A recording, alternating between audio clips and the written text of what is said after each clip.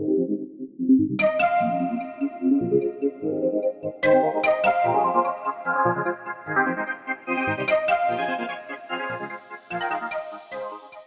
what's up, you guys? This is Courtside and Classy, where we learn the game, talk about the drama, and build confidence one episode at a time. I am your host, Tatum, and I'm here with... Sire, I am her co-host and analyst. This is my basketball analyst, guys.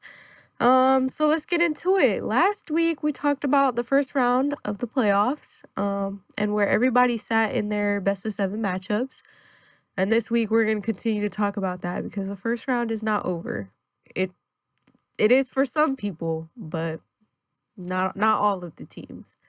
All right, so let's start off with some tea first because it's tea time, guys. I have some piping hot tea that we need to talk about. And yes, of course, it has something to do with basketball.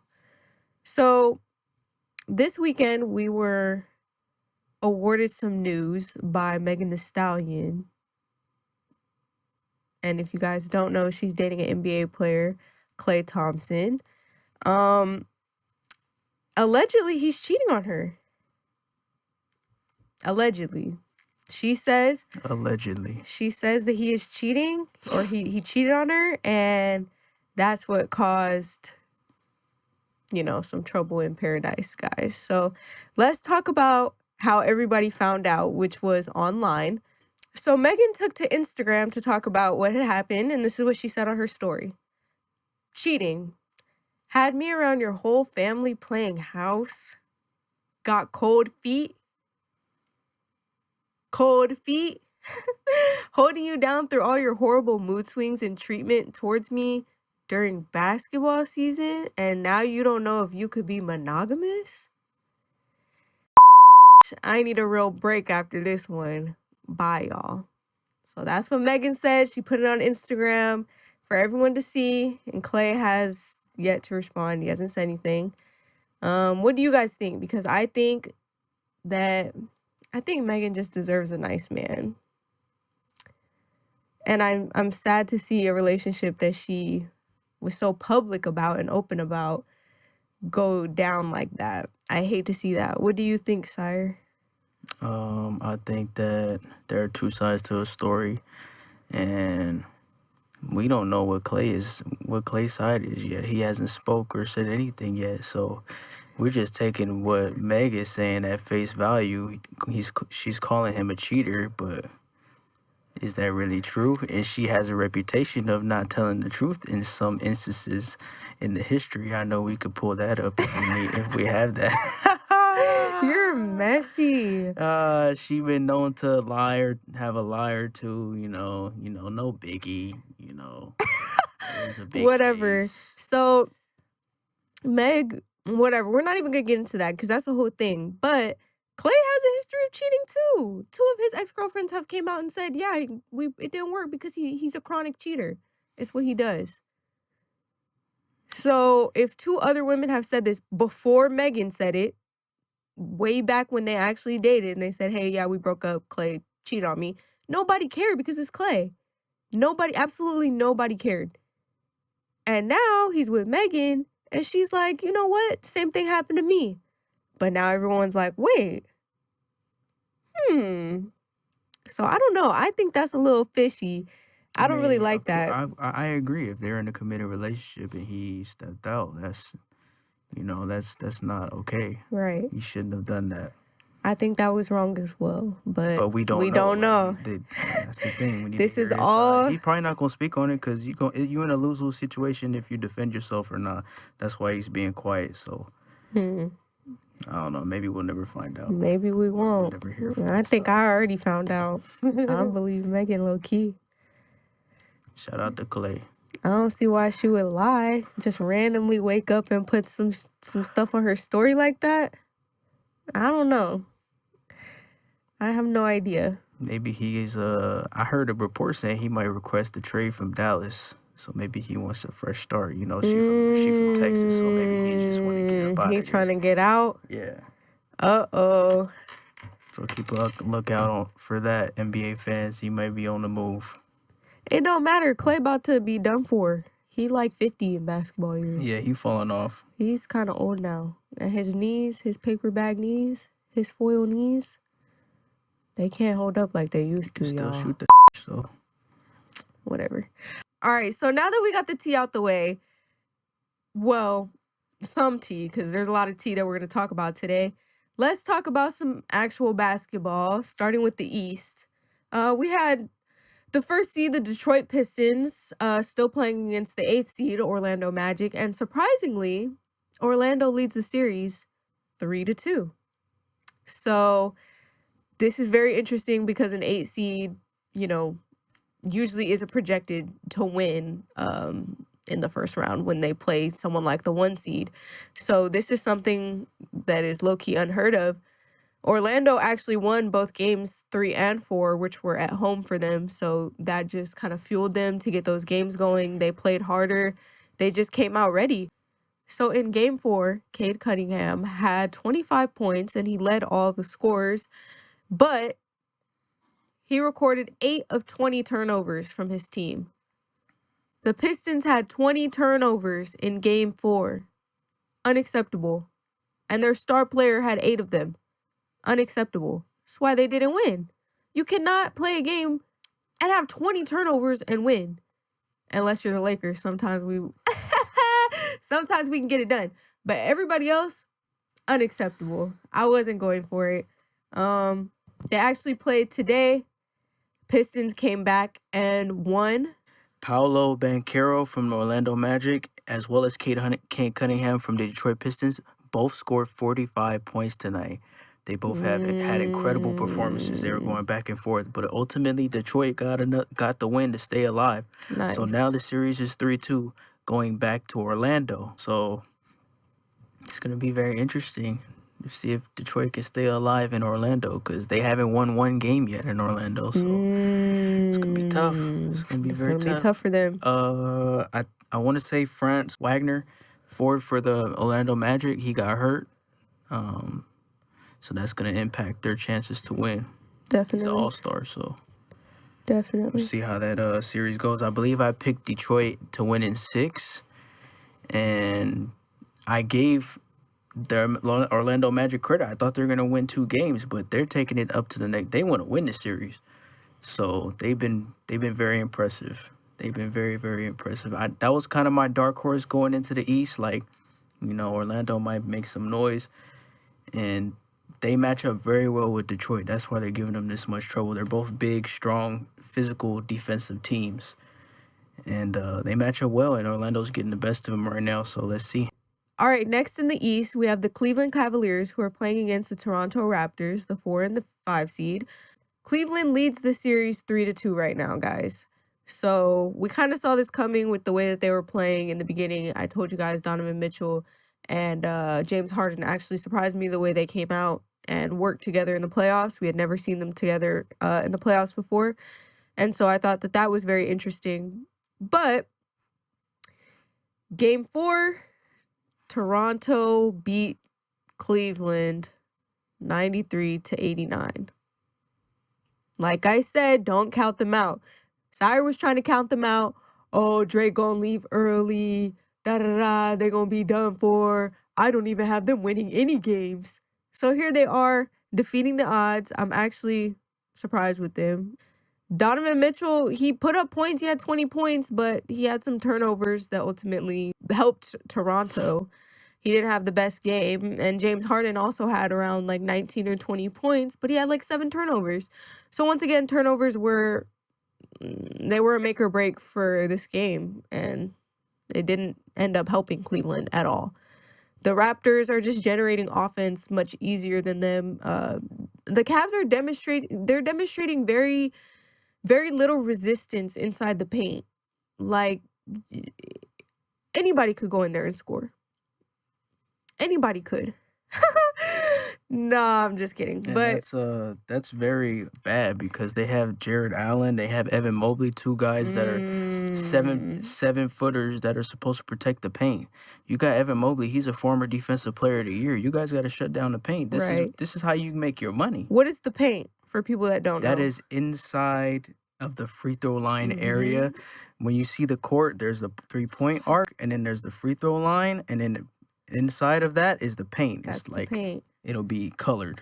That's why they call it the It's paint. one big colored block right on the court. Exactly. And that's the paint. So when I score in there, I'm talking about you jump gotta get shots, close. layups. You gotta get close to the rim. Anywhere close to the rim, that's the paint. It's physical in the paint. And so for Cleveland to just let anybody run through their paint, they didn't do anything to stop the Raptors.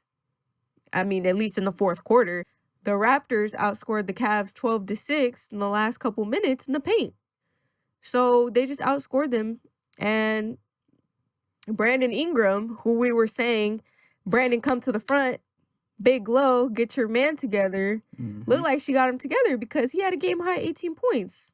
And he provided a boost for Toronto. He's been making some comments about Glorilla, too, talking crazy. Him and Glow? He did have some comments about post-game interviews, making little comments. What did he say? Glorilla got him right. I forgot what he said, but he's something along the lines of like, he was really tired. She be getting on my nerves, so I just go to sleep. I think he was talking about getting home after the game or something. He was like, I'd be tired. She'd be having energy. And then the next game when they played and won, he was like, oh, I'm not saying nothing. I can't say that no more. She got me. She already got on me. She didn't like that. Yeah. So Glow got him right. But enough for the Toronto Raptors. Y'all already talking like the Toronto Raptors. They played today. Ooh. The Cleveland Cavaliers are up 3-2. They played in Cleveland. Cleveland handled their business. It's 3-2 now. They going back to Toronto. So we're going to see. We're going to see if Cleveland can take a game. One game in Toronto. That's all they need. Make it happen. James, Donovan, Coco Jones, get them right. Stop. Evan Mobley, Jared Allen, protect the paint, bro. Come on. Don't worry about them, Toronto. Just keep doing what you do. Drake not coming to save you. Donovan Mitchell and James Harden have a horrible history in the playoffs. Use that to your advantage. Drizzy's not coming to the game. He got the ice chairs. What does that mean? He got the ice chairs for nothing. They didn't. He didn't organize the ice chairs. They did that. Right. Adonis was sitting in them. So what now?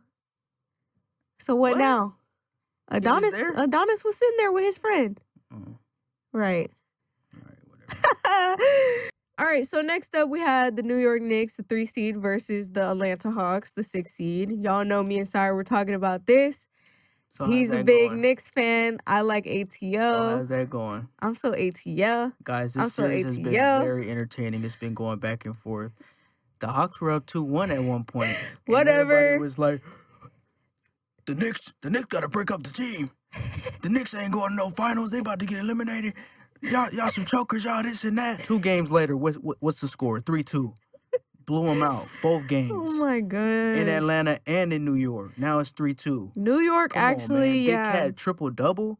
All right. Triple-double Big Cat in Game 4. And, they up there at defensive intensity. Everybody came. That's what happens when the New York Knicks play desperate. They come out and they actually live up to their potential. Karl-Anthony Towns with a triple-double, and then Jalen Brunson last night almost had 40 points. He had like 39 points. Going crazy. Anyways, New York leads the series, y'all. Jalen Brunson. They still got to get one more, though. Jalen Brunson came out and played like an all-star to make sure they didn't get swept. He had to put up 39 points. He had to put up 39 points to get it done. Yeah. Anyways. And how much does CJ have? Look, they stepped up their defensive intensity. Talking about CJ. Come on, man. But CJ McCollum did have 6 points. He was putting up DeAndre Ayton numbers, which is also unacceptable to be in the NBA in round 1 of the NBA playoffs, and you put up 6 points. But like I said, the Knicks stepped up their defensive intensity. They played defense, and Atlanta did not have an answer for it. So right now, the Knicks lead 3-2. Don't count ATL out, though. Like I said, we're going to have Thugger, Lotto, Mariah. We're going to have everybody in the crowd. We're going to have everybody pulling up. It could go 7 games. Y'all can have Spike Lee. 7 games. We'll have the real crew. Okay. You know, Kylie and Timothy was at the game, Oh, right? I don't want to talk about It them. was a bunch of stuff. You know, it's the Garden. What you talking Got about? You nothing to can't talk about outstar the Kylie. Garden. I don't care Nigga, about. what you talking about? Nobody cares You about can't Kylie. outstar the Garden. She probably touchdown. We don't care about no lotto. All right. Next, we got the Boston Celtics, 2nd seed, who played the 76ers, 7th seed. Remember we were saying Boston, what y'all gonna do? Well, they showed us Boston leads 3-2 right now in the series. But Philly emerged with a win because Joel Embiid is back, guys. Remember we told you he had an appendectomy? That is healed. He's on the court, and he came out to play. Okay, Joel completely changed the atmosphere of the game. He led the team with 33 points and 8 assists. So he came out, debut, already ready to go. They got the dub with the help of Tyrese Maxey, who had like 25 points and I think 10 rebounds. They played well together. So I thought it was very interesting. The 76ers had a stellar 4th quarter. They completely took off on the Celtics, and it was because of their defense. The Celtics had no answer for the 76ers defense. They could not do it. They didn't know what was going on in the 4th quarter. They had no idea because they missed their final 14 shots. The Boston Celtics missed their final 14 shots. Joel Embiid showed why he's a former MVP. Mm-hmm. He was the difference. Yes. He set the tone, 33 points. I think he had 8 rebounds. 8 assists. Sorry. 8 assists. He had a great game. He showed why he's a former MVP. And when he's healthy, this team is very, very dangerous with Tyrese Maxey and VJ going along, and Paul George, solid veteran, a star. This team is they're great together. Yeah, they survived. They were facing elimination, and they went into Boston and took a game. But what I've noticed about Boston is they struggle a little bit with defending home court. Yes. But once they go on the road, they up their intensity, and they're very good at stealing games on the road. So it's going back to Philly in Game 6. So that could change everything. Philly has to keep up that same level of desperation and game because and they got to play the same level of defense. Right. Boston's not just gonna lay down. They're gonna try to steal this game. They're gonna try to eliminate them, obviously. So they need to be prepared. Jaylen Brown was already talking about how their loss was pretty much unacceptable. So it's looking like Jaylen Brown gonna come out pretty killer next time. He gonna be ready. It's gonna be interesting to see. We'll see. Boston, what y'all gonna do? Philly gonna be rocking. I'm gonna say it again. What y'all gonna do? We'll see. All right, now let's talk about the West, because y'all know the West is the best. So starting off with a stellar series, we had OKC, the 1 seed, who faced off against the Phoenix Suns, the 8 seed. And like I told you guys, when you win the play-in and you make it and you play the hardest team, it's hard to win. And for Arizona, it was extremely hard to win. It was so hard that they didn't win. Not even one. They didn't win one game in the series. They got swept. Swept them right under the table. So sweep. It was a sweep. It was a sweep, guys. The Suns are going to Tulum. Put them on Delta. First class Delta tonight. Tulum tomorrow morning. Talking about. That's what I'm talking about. Take them to Tulum. They want to go to Tulum tonight on Delta. Put them on Delta. That's where they're going, guys. So Dillon Brooks and Shea, they've been going back and forth. Dillon Brooks plays for the Phoenix Suns. Shea Gilgeous-Alexander, the Oklahoma Thunder. They've been going back and forth in this series. Dillon had some words to say about Shea, saying that he flops. Basically, that he's not really, like, legit. And Shea didn't really say nothing back because all the talking was out on the court. He was shooting threes in his face and pointing at Dillon like, what you gonna do, little bro? And Dillon didn't do anything. That's not true. Dillon Brooks had a great series. Dillon didn't do a thing. OKC is a much better team. I don't like Dillon, guys. But unfortunately, the Phoenix Suns aren't good enough. There's a reason OKC won the champions. They're the champions. I haven't even heard of anything from Devin Booker this whole series. That is who we need to focus on. Devin was quiet. Struggled crazy in this series. Devin was completely quiet. I didn't hear anything about him. I don't know what direction they're going to go in as far as him. Are they going to move on from him, trade him? Is this a big deal? idea. Or are they just going to be like, okay, we chalk it up to it's the 1 seed. Try again next year. Yeah. Because they have some good pieces. They got Dylan Brooks. They got Jalen Green, Devin Booker. I don't know. I feel like they're missing a point guard or something. I don't know. I don't know. But all I know is they got swept. A lot of teams are missing stuff compared to OKC. And they're going to Tulum. So let's talk about what Shea had to say after the sweep. He took to Instagram, as basketball players usually do. He posted a photo dump, and about in the middle of the dump, there's pictures of him and Dylan Brooks out on the court. He actually put a picture of the back of Dylan Brooks' jersey, and it says Cancun on 3. So I know I said they're going to Tulum, but in the sports world, when you lose your series and you're out of the playoffs, they say you're going to Cancun. You're going on vacation. We'll see you next year. We'll see you next season. So basically he's saying, Dylan, you had all that. You was talking all that, but you're going to Cancun. And in the caption, he put, everybody wants to be villainous until the brooms come out and the dust settles. And you realize who the villain is. So if you don't know, Dylan's nickname is Dylan the Villain. He's taken on this villainous persona because nobody in the league really likes him. He's had some beef with LeBron. He talks a lot of trash. And he brought back low-key what the NBA needed. We needed rivalries. We needed hatred. And Dylan Brooks brought hatred back. So this little chat back and forth, I'm eating it up. This is the tea that I'm here for, y'all. I think he earned the right to talk a little bit. Right. Just because of his play. Obviously, they didn't win. And it sounds crazy when you talk and you don't win. But he did play well. He just he ran into a better player. Shea's one of the best in the league. Probably the great best. Player, guys. So Shea, move on. Being from Canada, I'm pretty sure Dylan Brooks is from Canada too. But Shea being from Canada is friends with my guy, my number one, Champagne Poppy. And Dylan Brooks, Dylan the Villain, has historical beef with Drake, guys. Okay? Y'all need to go listen to For All the Dogs, no promo. Get the backstory on that. Drake tagged in on the post and he commented, "Wipe down," with some laughing emojis. Basically saying Dylan got wiped down. He got destroyed. He got swept.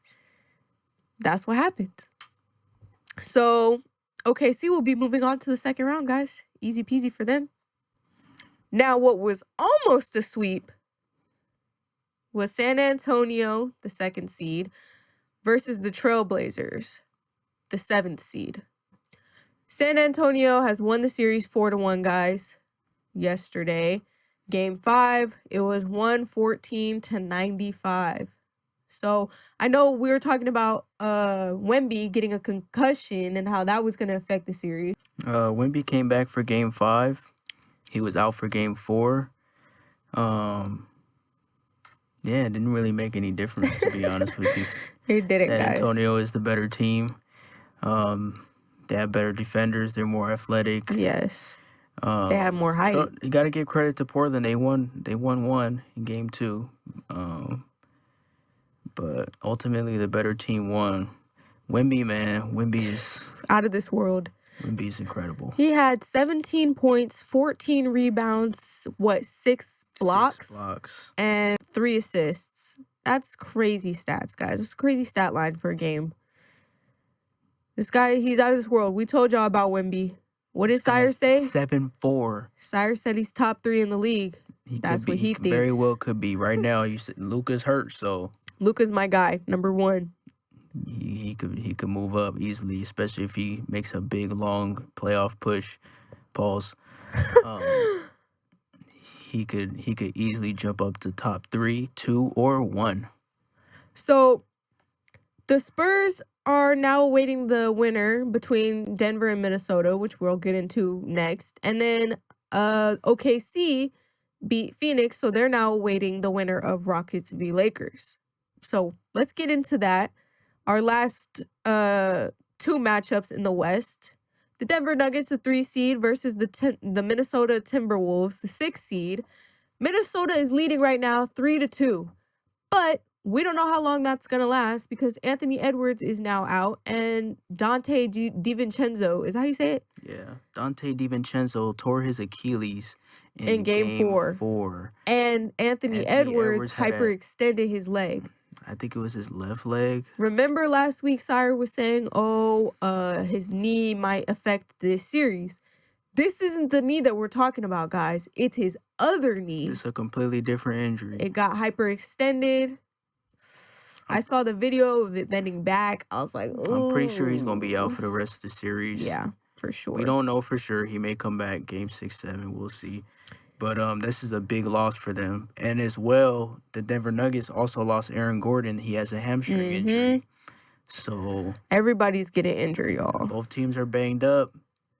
It is 3-2 right now. Minnesota leads 3-2. But unfortunately, I called Denver to win in 7. And because of the injuries, like I said, I think I'm going to stick with my pick. I'm pretty sure Denver's going to come back. They were down 3-1. So they have to win 3 in a row. That's the crazy. Next one is in Minnesota. That's going to be the hard one. We're going to see. Well, they're both going to be hard, but we're going to see. We're going to see, Minnesota's guys. defense is probably the best in the league right now. The way they shut down Nikola Jokic. Nobody could shut him down like they're doing. Who was now. What was his name? Don't tell me. Rudy Gobert has been shutting down Jokic. Rudy Gobert. And the Rudy hate, this is serious to me because every time I talk to somebody, I hear Rudy hate. Oh, I don't like Rudy Gobert, da da da da da. He's not even defensive. He's not a defensive player, da da da. He got exposed by Luka. He did get exposed by Luka. But Rudy can play some defense. The proof is in the pudding. Jokic is getting shut down right now. I don't know for how long that's going to last. I'm not saying that he's going to play defense the whole series, but right now, he's doing pretty good. He's helping his team out without Ant-Man and now Dante. So Nikola Jokic is arguably the best player in the league. Walking triple-double. And they're making him look different. Yeah. Not necessarily bad, but just different. Just low enough to where they can win these games. Mm-hmm. And it's been very, very impressive. Their defense has been the most impressive thing to me. And Ayo Dosunmu, I believe that's his name. They traded for him midseason from the Chicago Bulls. This guy, he put up 43 points, guys, in game 4 to bring. He had 31 game and then 40 the next game. Yeah. He's the reason they were up 3-1. Yeah. He's been carrying, and he's coming off the bench dropping hella points like Jamal Crawford, prime Jamal Crawford. 6th man of the year. But he's not, though. But he's playing like it. He's incredible. Right. So if he could keep this up, Julius Randle could hold it down. Who they got? McDaniels, Rudy could step up just a little bit. They have a chance. It's gonna be in Minnesota. Minnesota is rocking. Yeah. It's hard to win there. So. It's even harder to win in Denver, though. I think their best chance is to win. Most in game 6. So, like I said, guys, whoever wins this series between the Nuggets and the Timberwolves goes on to play the Spurs. Victor Wembanyama will be waiting for them, and then that's gonna be good. Whoever wins this series when they play the Spurs, it's gonna be a great series. I'm gonna be ready to watch. I would that love one. to see Ant-Man and Timberwolves. I had them winning. I wanted Ant-Man to win. Sire took Denver. I would love to see a Denver first round upset. So I'm still going to take the Timberwolves. I would too. I just don't know if it's going to happen. But we'll see. All right, guys. So let's get into my beloved Lakers. The Lakers are the 4 seed facing off against the Rockets, which are the 5 seed. The Lakers are actually leading the series 3-1, guys. So in game 3, it was very, very, very nerve-wracking. I'll say that. Like I said, watching the Lakers, it could be a heart attack, a showstopper. I had heart palpitations, guys. I was getting nervous. I was getting scared. It was an overtime thriller, but we ended up pulling through with the dub. It was 112-108, 4-point difference, and LeBron James had some clutch steals, also some pretty bad plays that put us in those positions, but he cleaned it up. He ended up hitting a 3-pointer that sent us into overtime. And he led the way, ultimately, of the whole team with 29 points, 13 rebounds, and 6 assists. So LeBron completely took over Game 3.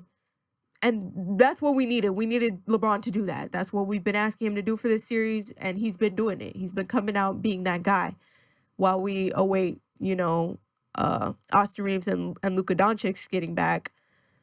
But Kevin Durant is still an injury. He's still on IR.